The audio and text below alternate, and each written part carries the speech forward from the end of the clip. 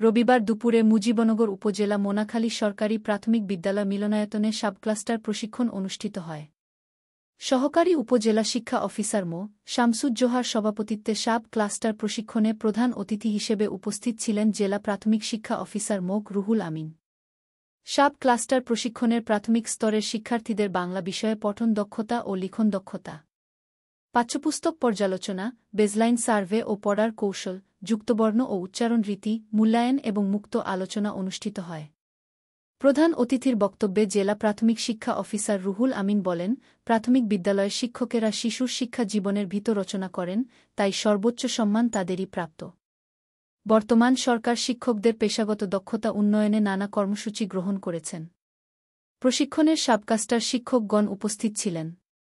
মুজিবনগর খবরে নিউজের জন্য যোগাযোগ করুন। আসফারুল হাসান সুমন, উপদেষ্টা সম্পাদক, মোবাইল 017222266606। শাহেদুজ্জামান রিপন, যুগ্মবার্তা সম্পাদক, মোবাইল 017230043000। শহীদুল ইসলাম সাইদুল, বিশেষ প্রতিনিধি, মোবাইল 016701999955। মহসিন আলী আঙ্গুর, সম্পাদক ও প্রকাশক, মুজিবনগর খবর.com, মেহেরপুর।